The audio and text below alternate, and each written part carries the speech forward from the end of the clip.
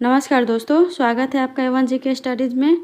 आज के वीडियो में हम डिस्कस करेंगे हिंदी वर्णमाला के और भी कुछ महत्वपूर्ण क्वेश्चन आंसर जो सभी परीक्षाओं के लिए महत्वपूर्ण हैं।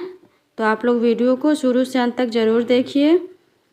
इनमें से जितने क्वेश्चन का आंसर दे पाते हैं कमेंट बॉक्स में ज़रूर दीजिएगा, और चैनल पर नए हैं तो प्लीज़ चैनल को लाइक और सब्सक्राइब ज़रूर कर लीजिए। चलिए आगे बढ़ते हैं। आज का पहला सवाल है, जिन शब्दों के अंत में अ आता है उन्हें क्या कहते हैं? आपके ऑप्शन से ए अनुस्वार, बी अयोगवाह, सी अंतस्थ, डी अकारांत। सही जवाब है ऑप्शन डी अकारांत। जिन शब्दों के अंत में अ आता है उन्हें अकारांत शब्द कहते हैं, जैसे राम, अज, फल आदि। चलिए आगे बढ़ते हैं। अगला सवाल है, निम्नलिखित में कौन स्वर नहीं है? आपके ऑप्शन से ए अ, बी उ, सी ए, डी इया। सही जवाब है ऑप्शन डी इया। अ आ ई उ री ए ऐ ओ औ स्वर हैं, बाकी सभी अक्षर व्यंजन हैं, अतः ई व्यंजन है। आगे बढ़ते हैं। अगला सवाल है, निम्नलिखित में कौन ट वर्ग नहीं है? आपके ऑप्शन से ए ठ, बी ढ, सी अड़, डी घ। सही जवाब है ऑप्शन डी घ।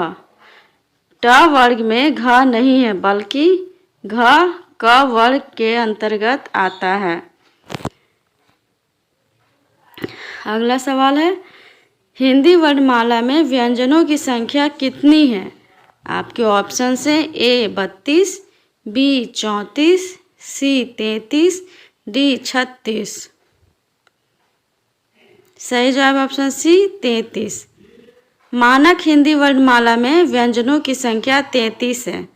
लेखन के आधार पर हिंदी वर्णमाला में व्यंजनों की संख्या 35 होती है। इसमें 4 संयुक्त व्यंजन भी होते हैं। चलिए आगे बढ़ते हैं। अगला सवाल है, निम्नलिखित में से कौन सा पश्च स्वर है? आपके ऑप्शन से ए आ, बी ई, सी ज, डी ढ। सही जवाब है ऑप्शन ए आ। जिन स्वरों के उच्चारण में जीभ का पिछला हिस्सा सक्रिय रहता है उन्हें पश्च स्वर कहते हैं, जैसे आ, उ, बड़ी उ, ओ, औ। अगला सवाल, निम्नलिखित में से कौन अयोगवाह है? आपके ऑप्शन से ए विसर्ग, बी महाप्राण, सी संयुक्त व्यंजन, डी अल्प प्राण। सही जवाब है ऑप्शन ए विसर्ग। अयोगवाह अनुस्वार और विसर्ग को कहते हैं, क्योंकि यह न तो स्वर के अंतर्गत आते हैं और न ही व्यंजन के अंतर्गत आते हैं। अगला सवाल है, छ ध्वनि का उच्चारण स्थान क्या है? आपके ऑप्शन से ए दंत्य, बी ओष्ठ्य, सी तालव्य, डी इनमें से कोई नहीं। सही जवाब है ऑप्शन सी तालव्य।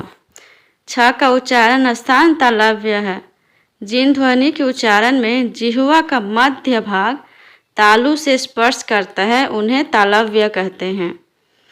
अगला सवाल है, निम्नलिखित में से कौन एक संयुक्त व्यंजन नहीं है? आपके ऑप्शन से ए छ, बी श, सी त्र, डी ज्ञ। सही जवाब है ऑप्शन बी श संयुक्त व्यंजन नहीं है। संयुक्त व्यंजन की हिंदी वर्णमाला में कुल संख्या 4 है, ज्ञ, श्र, छ और त्र। अगला सवाल, निम्न में से तालव्य व्यंजन कौन सा है? आपके ऑप्शन से ए च छ ज झ, बी ट ठ ड ढ, सी त थ द ध, डी प फ ब भ। किसी भी सवाल का आंसर जानते हैं तो प्लीज़ कमेंट बॉक्स में ज़रूर दीजिए। सही जवाब है ऑप्शन ए च छ ज झ। जिन व्यंजन को उच्चारित करने के लिए जीभ के पिछले भाग को तालु से टकराना पड़ता है उसे तालव्य व्यंजन कहते हैं। तालव्य व्यंजन के उदाहरण हैं च, छ, ज, झ, ञ, य और श। चलिए आगे बढ़ते हैं। अगला सवाल है अनुनासिक का संबंध किससे होता है?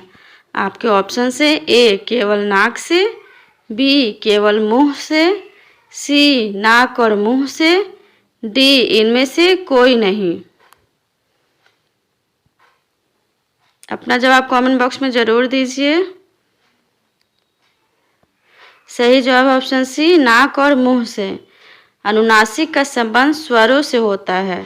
जिन स्वरों का उच्चारण मुंह और नाक दोनों से किया जाता है उन्हें अनुनासिक स्वर कहते हैं। चलिए आगे बढ़ते हैं। अगला सवाल है कंठोष्ठ ध्वनि का उदाहरण है। आपके ऑप्शन से ए और, बी ए, सी क, डी तालव्य। सही जवाब ऑप्शन ए और। कंठोष्ठ ध्वनि का उदाहरण और है। ओ और कंठोष्ठ प्रकार के वर्ण हैं। आगे बढ़। अगला सवाल है भाषा निर्माण की इकाइयों का सही अनुक्रम है। आपके ऑप्शन से ए शब्द, ध्वनि, वाक्य, पद, बी शब्द, वाक्य, ध्वनि, पद, सी पद्य, वाक्य, ध्वनि, शब्द, डी ध्वनि, शब्द, पद, वाक्य। चैनल पे नए हैं तो प्लीज़ चैनल को लाइक और सब्सक्राइब जरूर कर लीजिए। सही जवाब है ऑप्शन डी ध्वनि, शब्द, पद, वाक्य। भाषा निर्माण की इकाइयों का सही अनुक्रम ध्वनि, शब्द, पद, वाक्य है। अगला सवाल अनुनासिक व्यंजन कौन से होते हैं? आपके ऑप्शन से ए वर्ग के प्रथमाक्षर, बी वर्ग के तृतीयाक्षर, सी वर्ग के चतुर्थाक्षर, डी वर्ग के पंचमाक्षर। कमेंट बॉक्स में जवाब जरूर दीजिए। सही जवाब है ऑप्शन डी वर्ग के पंचमाक्षर। अनुनासिक व्यंजन वर्ग के पंचमाक्षर होते हैं। अनुनासिक व्यंजन के उदाहरण ये हैं अंग, य, न, म, न। अगला सवाल है प्रयत्न के आधार पर ल किस प्रकार की ध्वनि है? आपके ऑप्शन से ए पार्श्विक, बी उत्तिक्ष, सी प्रकंपित, डी संघर्षहीन। सही जवाब ऑप्शन ए पार्श्विक। प्रयत्न के आधार पर ल पार्श्विक ध्वनि है। ल का उच्चारण स्थान दंत है किंतु पार्श्व मुंह के दोनों बगल में से हवा बाहर निकल जाए उन्हें पार्श्विक व्यंजन कहते हैं। चलिए आगे बढ़ते हैं। अगला सवाल है श, श, स और ह कौन से व्यंजन कहलाते हैं? आपके ऑप्शन से ए प्रकंपी, बी स्पर्शी, सी ऊष्म, डी स्पर्श संघर्षी। सही जवाब है ऑप्शन सी ऊष्म। ये सभी ऊष्म व्यंजन हैं। इन व्यंजनों के उच्चारण में मुंह से गर्म हवा निकलती है। अगर वीडियो अच्छा लगा हो तो प्लीज़ चैनल को लाइक और सब्सक्राइब करना ना भूलें। धन्यवाद।